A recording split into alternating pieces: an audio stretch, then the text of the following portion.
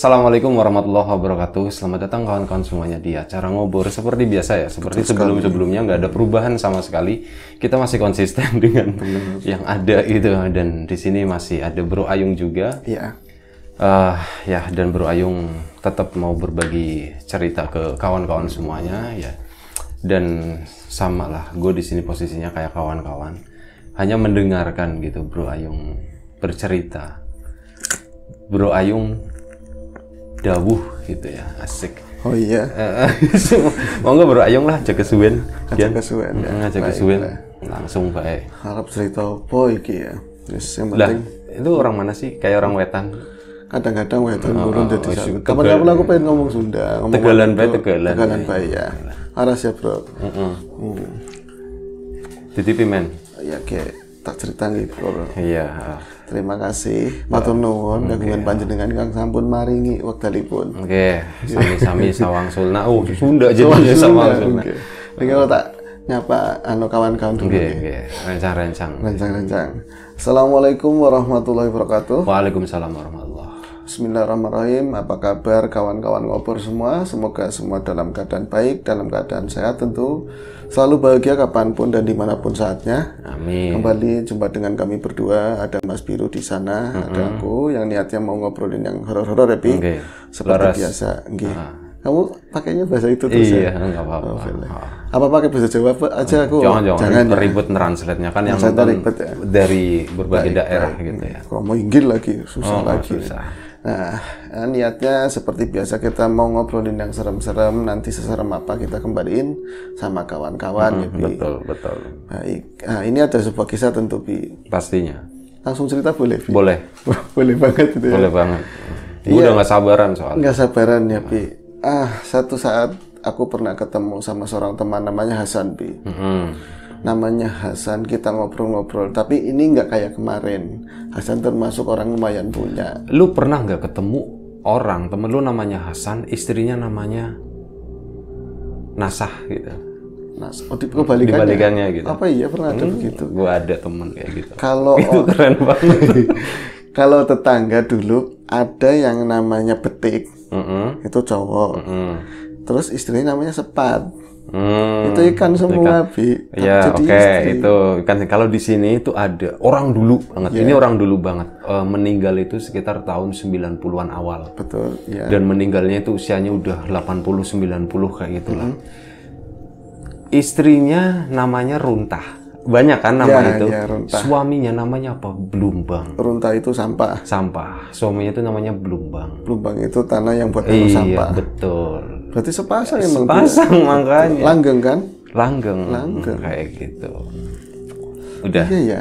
Hasan. Okay. Ini Hasan, kembali ke Hasan. Hasan nggak kayak sesi yang kemarin kan aku banyak ngobrol-ngobrol ketemu di warung, terus mereka nggak punya rokok, tahu-tahu aku dapat cerita begitu kan. Kali ini nggak, emang sengaja datang pengen ngobrol. Dia kawan lama. Yang datang itu siapa? Hasannya. Hasan. Jadi lama kak nggak ketemu jenengan Mas Ayung ya, karena dia itu umurnya lebih ini kan, ngomongin umur lagi ya. Karena lu udah golongan senior lah ya, kita bahasnya diperhalus senior. Gitu. Ya taruhlah begitu wis Bi. Wis lah. Nah itu datang ngomong, Mas, dulu itu aku pernah ngalamin hal yang bener-bener jangan-jangan lagi deh pokoknya. Jangan-jangan lagi ngalamin yang seperti itu. Jadi nggak semua itu orang baik, bener-bener di mata kita itu kelihatannya baik, tapi ujung-ujungnya ya kayak gitu. Jangankan kita dapat kebaikan sebaliknya dari dia, bahkan dia bisa jadi sebuah yang bisa menghancurkan kehidupan kita. Ini ngomong apa? Aku bilang mau curhat apa mau cerita serem? Kan dia tahu aku di ngobrol gitu. Ya seremnya belakangan, kata dia begitu. Dia tahu kalau lu mbah bukan enggak? Bukan. Kalau aku mbah nggak ditemenin, Bi. Soalnya dia kecewa sama seorang mbah, Bi. Jadi pas tak telisik gitu, tak dengerin kayak gitu. Oh, lah yang kamu kayaknya menjustifikasi seorang dia itu jadi yang jadi beban kamu, yang jadi awal mulanya kehidupanmu hancur lah, bilang begitu ya. Atas dasar apa? Ya ceritanya panjang Mas, tapi ya kayak gitu. Jadi suatu saat ada teman lagi datang ke rumah si Hasan itu, ada teman lama juga kayak aku kayak Hasan gitu Bi, datang ke rumah itu berdua, satunya nggak kenal, si Hasan itu nggak kenal karena teman lama, teman SMP, ngobrol-ngobrol kan seneng Bi, tahu-taunya ini orang ikutan ngobrol, nah dari situ diperkenalkan namanya itu Hans, Handoko begitu ya, ini manggilannya Hans, Mas Hans gitu, dia kok ngobrolnya pinter, wawasannya luas banget Mas. Ngerti kalau istriku nggak ada yang bilang, lagi kena mah akut begitu ya. Anakku yang gede itu sering nangis tengah malam begini-begini. Tetanggaku ada yang begini, ngerti semua. Jangan-jangan ini orang pinter, tapi aku nggak ngomong maksudnya. Itu orang pinter ya, nggak ngomong kayak gitu, Pi. Nah, lagi ngobrol-ngobrol begitu, itu kan jam sore sekitar 4:30 begitu ya. Itu tetanggaku ada yang teriak-teriak. Itu orang zaman dulu waktu itu ya, yang nggak dulu banget sih. Aku langsung keluar, ada apa? Mereka ngikutin di belakangku. Ternyata tetanggaku kesurupan. Sebut saja namanya Marjito, 18 tahun. Di sini Hasan kan maksudnya? Iya. Ini sebagai Hasan aku itu. Aku itu keluar ke sana, ternyata Marjito itu lagi marah-marah, lagi dipegangin banyak orang. Itu banyak tetangga pada berkerumun, dia kesurupan, Mas. Dia kesurupan, ada mbah-mbah di situ lah, mbah-mbah perempuan. Jadi nyembur-nyembur apa malah kayak didorong, dilemparin begitu. Untungnya banyak yang nampanin, lagi pula dia enteng gitu kan ya. Pas melihat Mas Hans, dia langsung nunjuk-nunjuk, kamu jangan kemari kayak gitu. Kalau bahasa Indonesia ngomongnya? Ya enggak. Ya aku aja main. Gitu. Iya, itu kamu jangan sini. Loh kok Hans jangan kesini, itu tahu-tahu Hans itu komat kamit apa itu langsung keplek jatuh kayak pingsan gitu, terus nggak lama sadar Bi. Akhirnya loh kok bisa saktiman kata si Hasan begitu Bi. Akhirnya taruhlah pertemuan itu sampai di situ Bi, setelah pulang gitu ya. Terus dia via telepon nanyain ke temennya, itu Hans kok bisa begitu, sebenarnya dia itu siapa? Dia itu orang pintar katanya begitu, orang bisa lah seperti itu Bi. Nah karena udah pernah ngobrol enak, minggu berikutnya datang sendiri si Hans tersebut ke rumahnya Hasan. Ngobrol lah mereka, dan dari situ mulai masuk obrolan-obrolan kara mistik dan lain-lain. Akhirnya si Hans itu singkat cerita ya banyak kepincut. Tadinya ya saudara-saudaranya yang punya masalah yang goib-goib begitulah bisa ditangani. Kemudian akhirnya kemudiannya lagi dia bawa banyak pasien orang-orang yang butuh pertolongan seperti itu untuk diantar ke Hans tadi, ditangani sama Hans. Alhamdulillah Mas Ayu waktu itu ya enak semua, maksudnya semua pada sembuh, semua pada baikan. Aku senang punya kawan kayak dia gitu ya kan, sama si Hans. Tapi suatu malam aku itu mimpi ya, satu malam aku mimpi di sananya itu di masa lalu waktu aku kecil kayak gitu loh. Di mimpinya itu. Iya, masa lalu tapi akunya udah gede kayak sekarang. Angel, lihat pokoknya dia udah dewasa begitu ya Bi. Terus ada sebuah namanya hajatan tapi ada hiburannya dangdut begitu loh Bi. Dia itu nonton di situ si Hans tadi, tapi nggak tahu kenapa serame itu di zaman itu ya. Aku merasa nggak betah. Si Hans atau si Hasan? Si Hasan ya sorry. Si Hasan itu nonton itu, nonton dangdut. Nah nonton dangdut kayaknya aku kok bete banget ya. Padahal lagi rame-ramenya, itu jam 3:30 mau azan begitulah ya, mau azan. Sore ya? Sore. Akhirnya aku pulang di mimpi itu lah tapi. Itu aku lewat daripada lewat kerumunan banyak orang, lewat kebun belakang, setapak begitu. Setapak ada belokan, itu belakangnya itu ada gudang, emang dari lama itu ada gudang. Di situ aku dipalang sama 6 orang dewasa katanya. Itu mau ngapain, Mas Hasan? Itu langsung nyerang Mas, jadi nyerang pakai senjata macam-macam. Senjatanya tempo-tempo dulu, ada tombak, ada keris kayak gitu Bi. Jadi aku itu sebenarnya nggak berani, tapi nggak ada kesempatan. Kalau misalnya nggak ngelawan ya tambah hancur kayak gitu. Aku ngelawan tapi ya kalah. Kalah tapi nggak mau nyerah begitu. Jadi yang aneh, walaupun mimpi aku tuh kerasa ini sakitnya. Jadi keris itu kesini Bi, tapi bukan di lubang tenggorokannya. Ini sipnya loh, anjlep malang. Terus ada kayak ujung tombak yang kesini ke perutnya dia udah pokoknya aku larap banget, sakit banget ya gitu. Kamu suruh siapa? Kalian suruh siapa? Digotong-gotong si Hasan tadi masuk ke dalam gudang, di tangannya dipentang begini ya. dia itu lagi pokoknya berdarah-darah, terus sakit banget. Dia ini maksudnya apa? Aku salah apa? Pas dia udah nongkin kepala dipaksa begini, di depan itu ada Hans, Bi. Si Hans itu lagi katanya tiduran laya-laya begini loh, Bi. Ada wanitanya, Bi. Kayak sultan. Sambil merokok. Loh, ngapain kamu kayak gitu, Hans? Ini yang nyuruh kamu digituin. Cuman ketawa senang banget, Bi. Ketawa haha itu, ketawa lah pokoknya girang banget. Dituduh bukan mengelak tapi mengiyakan dengan tawannya dia. Sorry. Nah itu yang aneh di si tadi Hasan tadi melihat di lubang mulutnya dia. Itu ada yang aneh, Mas Ayu. Lubang mulutnya siapa? Hans. Jadi dia ketawa begitu kan ininya kelihatan semua. Jadi lidahnya itu ada gambar apa ya? Kalau bukan, keris yang dulu keris. Keris. Ini jadi di lidahnya itu kayak ada tato, tapi lebih tepat tapi di lidah begitu. Itu gambarnya kayak trisula 3 begini. Jadi ujungnya ke depan gitu ya. Agak lancip begini yang paling ujung.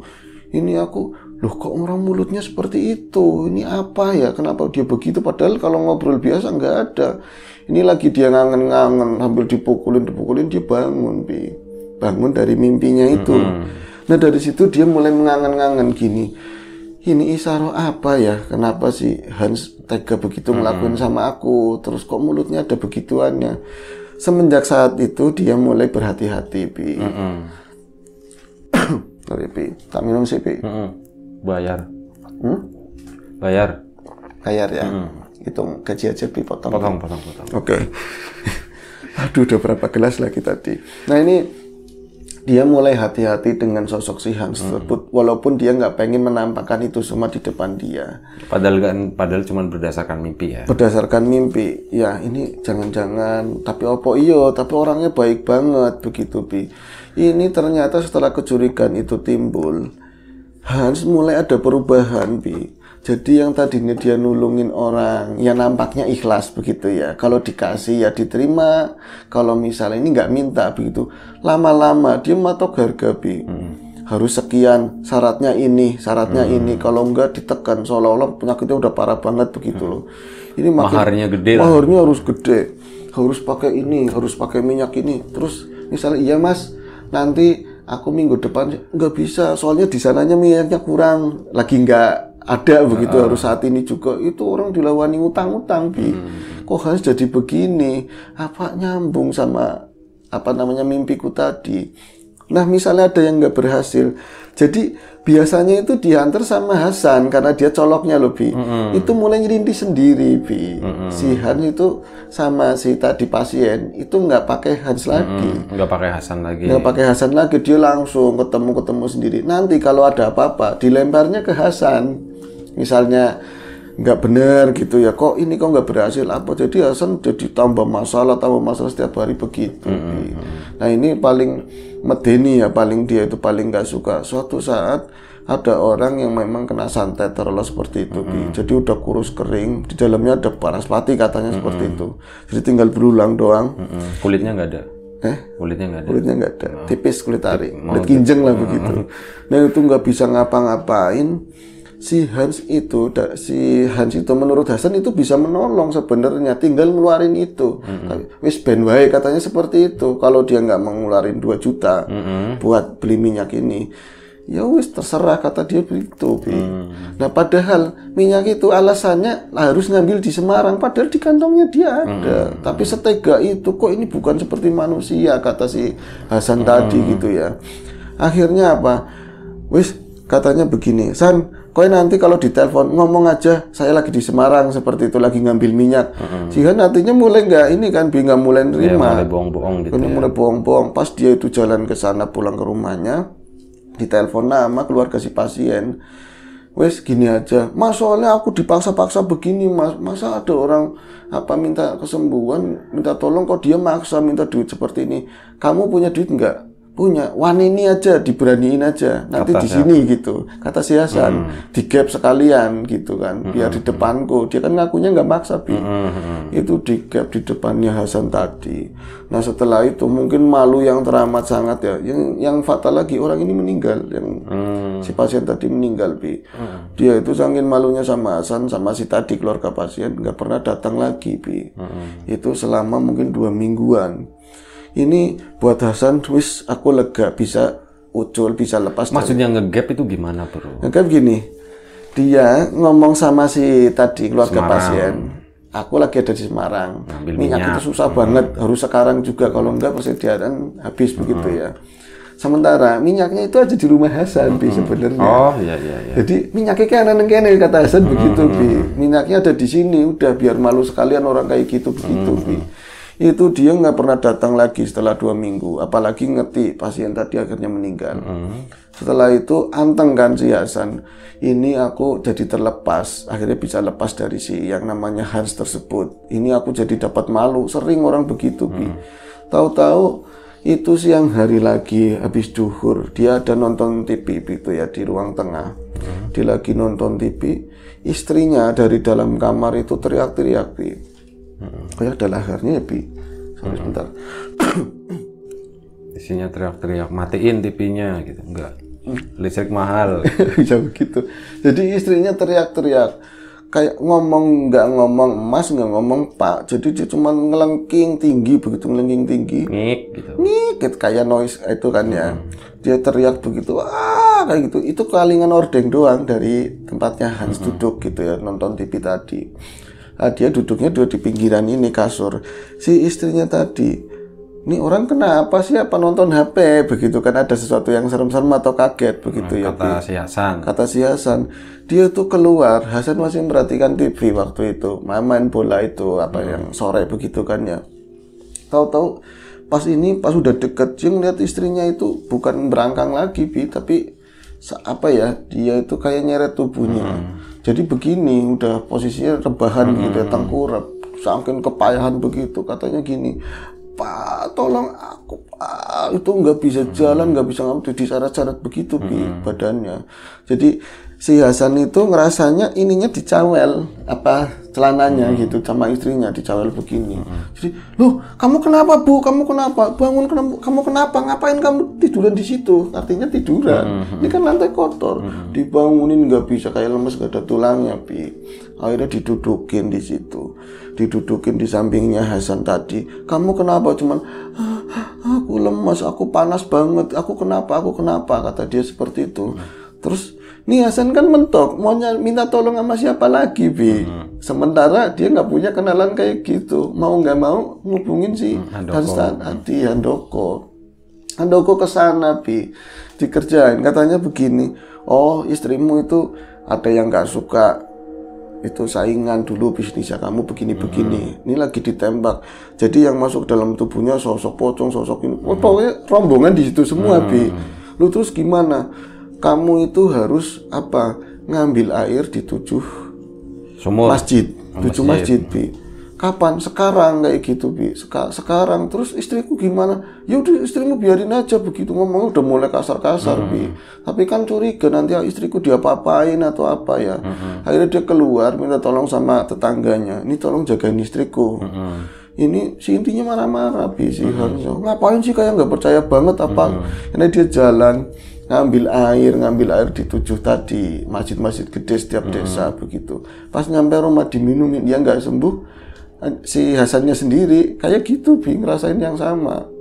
Jadi dia langsung lemas, mau ngasih minum ke istrinya nggak bisa, malah dia langsung lemas. Handokonya udah nggak ada di situ. Akhirnya datang orang lain gitu ya, orang-orang tetangga pada datang. Ini pada kenapa kok rame-rame dari tetangga satu tadi? Akhirnya mereka pada kumpul-kumpul, mereka nggak tahu ini kesurupan atau apa, tapi pada lemes. Tadi datang baik-baik aja, sekarang kok kayak gitu. Mereka nyari siapa yang ngerti tentang hal kayak gitulah. Tadinya ke dokter, nggak bisa. Ini wong tadi sehat, pokoknya sekarang juga harus ditolongin. Akhirnya datang sama bawa orang yang ngerti ke situ. Wah, ini mah permainan Mas, kayak gitu langsung. Enggak dia. Sebentar ya. Lo tahu sekarang, demen gue. Udah otomatis ya sekarang. Ini jamnya shift nih. Ceritanya rada inilah. Terus bro, gue bagi rokok lu ini.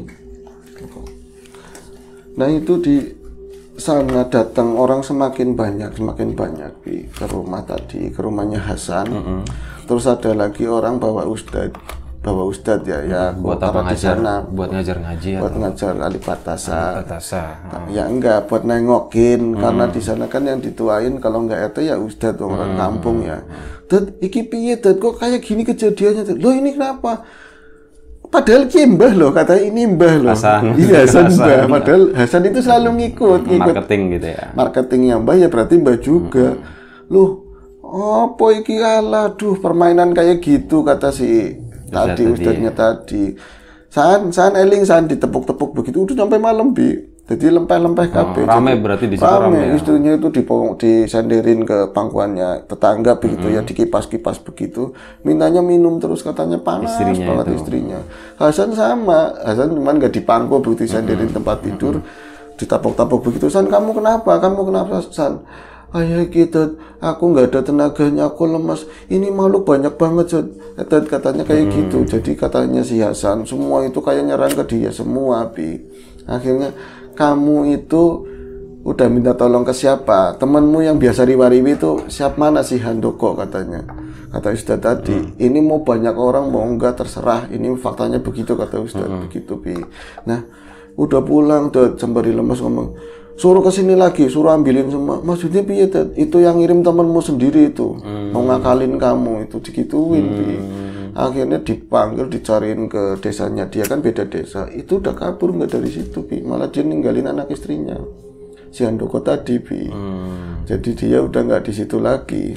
Tahu lah kayak udah mentok banget begitu ya. Ini terus. Akhirnya Ustadz tadi dengan bantuan yang lain, dia punya kawan yang lain mungkin ya, itu disembuhin, Bi. Disembuhin, dibuang-buangin semua yang di tubuhnya istrinya sama di tubuhnya Handoko Hasan, Bi. Untuk itu dia dari situ mulai mendingan sampai detik itu si Hasan itu selalu mencari Handoko di mana, kalau ada kabar di desa ini dicari ke sana nggak ada, atau di Semarang dicari. Pokoknya dia menyimpan dendam banget loh. Kenapa aku udah ngelakuin semuanya, udah tanggap keluarga, kok dia pada proses sendiri, aku yang jadi nanggung utang, nanggung ini, nanggung semuanya begitu loh. Dendam, jatuhnya seperti itu. Pas ketemu aku akhirnya ngomong gini, berarti kamu sampai saat ini cerita ke aku ya, pengen dibawain cerita kayak gini ke ngobor. Iya Mas, kalau seremnya sih angel Mas, karena menampakkan wujud-wujudnya itu. Aku sendiri nggak ngeliat, kata dia seperti itu. Aku mau jadi asisten biasa, kata kalau misalnya nyembuhin orang begitu ya.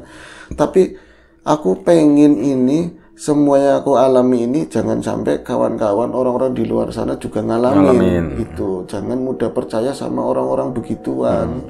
Jadi nggak semuanya itu benar-benar tulus. Ada juga sebaliknya, malah belis-belis itu yang noroin dia sendiri. Iya. Katanya seperti itu, Bi. Jangan yang bikin virus kan, yang bikin antivirus. Iya betul ya. Jadi padahal meriangnya kayaknya sedikit, cuman keganggu ini, dia naruhin lagi biar tambah parah, dia dapat duit terus. Itu alih-alih ngomongnya, Hasan, nanti kamu dapat bagian begini. Nah itu udah, loh kok dapat bagian, udah begitu saya dulu. Itu mulai, wah berarti mimpi ini bener, dia lambening ini bisnis. Nah itu bukannya apa-apa, seremnya ini di sini aku kurang Mas. Memang terus terang aku ngeliat ngelapak horor, ngeliat ngobor itu ya, banyak seremnya, walaupun ngobor banyak bercandanya begitu ya. Ya memang sengaja aku bilang begitu. Tapi pengen biar disampaikan, jangan sampai orang-orang di luar sana itu sampai kayak aku, dapat malu, dapat terkoso gitu ya. Sampai aku dijauhin sama mertua, sama keluargaku sendiri, diusir-usir gara-gara melu gue si Hans gue, katanya begitu. Lah tadi kata Pak Ustadz kan si Hans suruh datang ke situ, kan dia udah nggak ada kan? Udah nggak ada. Gimana sembuhnya? Sembuhnya sama Ustadz tadi ya, sambil manggil kawan-kawannya gitu ya, dibuang-buangin gitu ya. Itu terakhir katanya dia ada di Semarang-Semarangnya nggak tahu di mana begitu. Istrinya gimana? Istrinya juga dicampakkan begitu saja, Bi. Enggak, maksudnya istrinya si Hasan sama, sembuh juga ya, sembuh juga. Tapi itu kejadiannya udah lama sih gitu. Kalau cerita Pak kemarin-kemarin ini kan. Tapi nggak ada setannya, nggak apa-apa Mas, nggak apa-apa kalau niatnya baik buat nyampain ke teman-teman gitu ya. Orang kemarin aja ternyata mertua ya. Oh iya, kan kena prank gitu ya. Nah seperti itu ceritanya. Oke. Ya. Udah Kelar ceritanya. Oke. Lo kalau mau panjang-panjangin juga nggak apa-apa. Nggak apa-apa ya, Pi. Ya menurutmu yang kayak gitu gimana, Pi? Ya menurut banyak. Yang jelas masalah begini ya, praktek perdukunan atau praktek sesuatu yang gaib itu. Kalau yang gue sendiri percaya, gue perbandingan skalanya itu 1000/1. Orang yang benar-benar bisa mengerti itu, dari 1000 orang yang mengaku bisa, itu cuma 1 yang benar-benar bisa. Dan biasanya dia nggak mengaku gitu. Betul. Biasanya kayak gitu. Bisa. Dia datang diam-diam, pergi pun diam-diam. Biasanya kayak gitu. Memang benar-benar mau menolong. Gitu. Kalau udah itu tadi ya, ada embel-embel minyak segala macam kayak gitu. Mungkin bisa dia itu punya teman-teman yang kayak gitu yang bisa disuruh-suruh ya, sana masuk ke sana masuk. Tapi itu tadi konser bro di luar. Konser berjalan. Nah, jadi menurut gue ya kayak gitu. Mungkin bener dia bisa, tapi kan kita ngelihat saat kita mau minta tolong itu jangan cuman ke orang bisanya doang, tapi kan balik lagi ke orangnya gitu. Dia nolongnya tulus atau enggak gitu. Aku ada kata sedikit nggak apa-apa ya tambahinnya. Ada kata-kata dari Bro Tommy ini Mas Luhur. Dia ngomong seperti ini. Orang sakit, sakit dohir begitu atau sakit apapun, Allah menurunkan sakit, obatnya itu ada di situ, di sekelilingnya dia sendiri. Jadi kalau misalnya orang di gunung sakitnya iki, terus si Mbah tadi bilang ini obat ini susah, mahal, harus dicari di laut. Itu nggak pas, obatnya di situ. Itu mau cuma akal-akalan buat dapat ya lumayanan seperti itu. Iya begitu. Banyak kan udah dibisniskan sih yang kayak gitu itu. Mungkin memang benar dia bisa, tapi ya itu tadi kebisaannya itu dimanfaatin, diputerin supaya bisa menghasilkan uang. Itu termasuk bidang pekerjaan nggak sih? Itu termasuk pekerjaan sih. Cuman masalah bener enggaknya kita nggak tahu ya. Ingat almarhum Mbah Antos dulu pernah ngomong gitu juga. Jadi 1001 yang memang benar-benar orang kayak gitu. Iya. Menurut ucapanmu tadi. Kecuali begini ya. Dia bilang, oke, aku orang bisa dan aku bisa membantu menyembuhkan kamu. Tapi syaratnya, kamu bayar 1 juta. Itu clear, itu kan? Iya, itu clear kan? Masih tos-tosan lah. Aku mau ngebantu, tapi 1 juta gitu ya. Sama kita pergi ke dokter. Bener. Tarifnya kan segini. Pergi ke apa kayak gitu kan? Jasa. Itu kan udah jelas jasa kan? Iya. Tapi kalau itu metodenya harus pakai mahar minyak begini, yang sebenarnya fungsinya itu nggak ada sama sekali gitu. Ini cuma media jualan, kayak coba tipu-tipu doang gitu. Mending langsung ditembak aja, tarifnya 1 juta gitu. Itu udah jelas kayak gitu kan. Yang angel kan kata si Hasan, orang-orang yang ngerti sendiri, orang nggak mampu ditarifin minyak yang 2 juta semilik. Ya Allah Mas, untung aku bisa lepas Mas. Ya dibantu sama orang gitu. Sama ada ya kemarin yang sempat kita bahas juga itu, ada salah satu ya mungkin udah masuk kayak public figure gitu ya, tapi nggak usah disebutin namanya, yang memang punya kemampuan bisa menyembuhkan seperti itu. Tapi kan ada tarifnya. Dan tarifnya itu mahal. Nah, gue sih mikirnya dari sisi yang positif gitu ya. Benar. Betul, dia memang punya kemampuan seperti itu. Dia pasang tarif mahal itu wajar. Kenapa? Itu untuk membatasi, bro. Oh iya. Itu untuk membatasi gitu. Coba kalau itu dimurahin, lo 50.000 ke situ, itu sehari itu bisa ribuan. Dia tuh nggak punya tenaga buat mengurus itu semua. Makanya caranya buat ngerem, tarifnya dimahalin. Kayak gitu sih. Dia bikin tim ya dari 1000 orang semua. Iya, gitu. Cuman ya kayak gitu, tim kan dia butuh pelatihan, butuh segala macam yang. Tapi obrolan kayak gini nggak membuat dirimu menginspirasi. Buka aja yuk, gitu sampai kan enggak sih. Tapi kalau memang ada kawan-kawan yang memang bisa mampu, ya udah lakuin aja sebenarnya. Sebisanya aja lah kayak gitu, sebisanya seikhlasnya gitu. Yang namanya rezeki itu bakalan ini kok bakalan nyusul kayak gitu sih.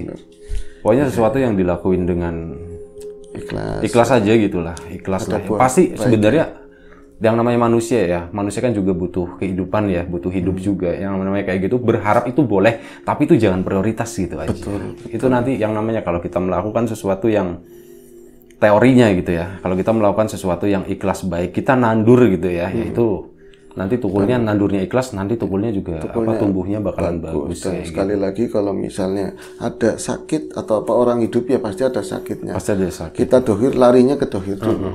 Berobat, minum obat seperti itu ya, Bi. Jangan ke sana dulu. Kalau gue sendiri sih biasanya ya, ini cuman personal aja, nggak berlaku mungkin buat yang lain. Gue misal sakit, pasti langkah awal pertama. Semedi langsung.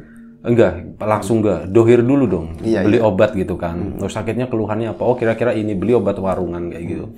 Terus tapi ternyata nggak sembuh-sembuh. Gue minta dulu sama yang bikin penyakit. Iya. Kayak gitu. Itu pertama ya. Setelah minum obat, gue minta ya Allah minta tolong disembuhkan dengan cara apapun, cara yang nggak masuk akal, cara yang biasanya saya sendiri nggak tahu gimana, nggak pernah kebayang sebelumnya kayak gitu.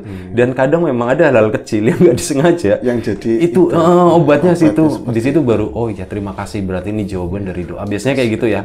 Kalau memang udah aneh-aneh penyakitnya, udah ke dokter segala macam, itu ya baru nanti konsultasi gitu kan dengan orang-orang seperti itu. Ini punya mas seperti ini. Orang jarang punya keyakinan sejauh itu. Apa namanya, aku sakit. Ya Tuhan, aku gini. Iya, itu jarang. Beneran sumpah, itu beneran. Enggak, orang yang ibadahnya, sorry ya, maksudnya rajin banget, belum tentu dia punya keyakinan kayak gitu loh. Adanya ibadah karena ini kewajiban, bukan kebutuhannya dia. Sebenarnya begini sih, itu hal kayak gitu tuh datang lagi. Kita manusia, yang lain juga manusia gitu kan. Betul. Kita nggak bisa sepenuhnya 100% percaya sama orang lain juga gitu kan. Kayak misal ke dokter.